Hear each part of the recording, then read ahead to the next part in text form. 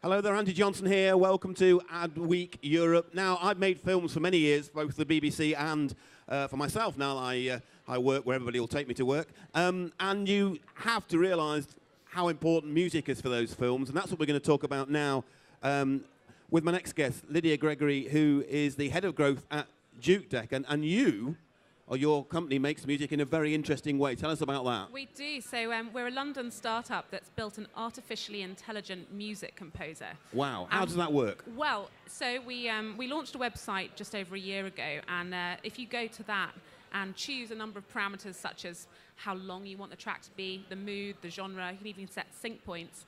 When you click create, our AI actually writes a brand new piece of music, note by note, and you get an MP3, which means it's unique and royalty free. Wow.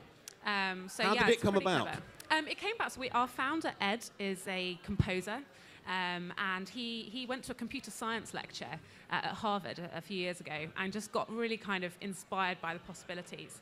And it was kind of perfect timing. He started working on a prototype, and then his old friend from childhood was at Google working in video and was aware of the kind of problems that were faced in finding music that really fits video. It can take ages on stock audio sites, and also kind of royalty issues, and was like, you know what, we could do something really cool and really helpful here. Well, it does take ages, and it is so critically important. I remember searching for a long while for various tracks, certainly when I was at the BBC, because you want to get it absolutely spot on, because it makes all the difference to a film. The music, doesn't it? It can almost make or break a film, really. Absolutely, and I think it's that the music can play a number of different roles, but really in all the situations, it has such an emotional impact on if you get the wrong track against some footage, it changes the emotional. Jars, doesn't it? Yeah, exactly. Yeah.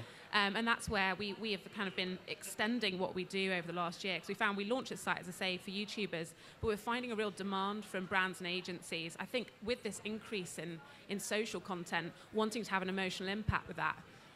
So really what we've been developing since is we work with a brand to define what we call a sound world before a campaign or for the whole brand. And with that, it's kind of a number of, it's an audio world. There can be kind of consistent melodies that come up. And then each time a producer creates a track for a video, they can have complete control over the music they make. They can literally draw the kind of emotional narrative that they want the music to follow. But then when they create a track, it is also consistent with that sound world. So you get a real kind of brand identity with across your campaign, but it also means that each piece of music can emotionally drive that specific piece of content, which is pretty cool. What sort of brands are you working with?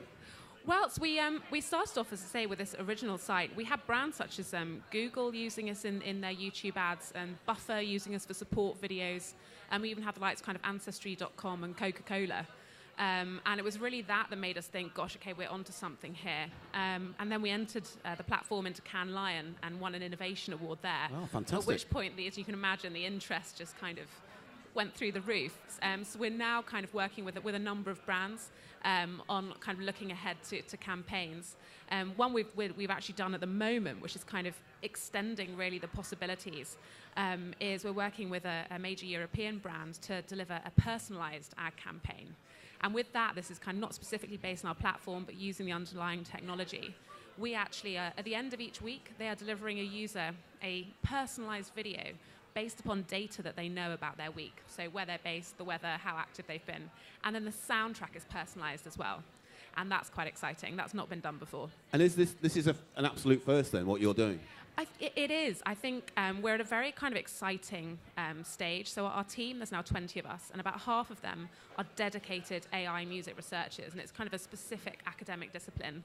So actually there are very few companies that are really set up to kind of go into it in the depth that we are, and I think we're the first to get a product based upon this research. So head of growth, you very happily got your work cut out at the moment then.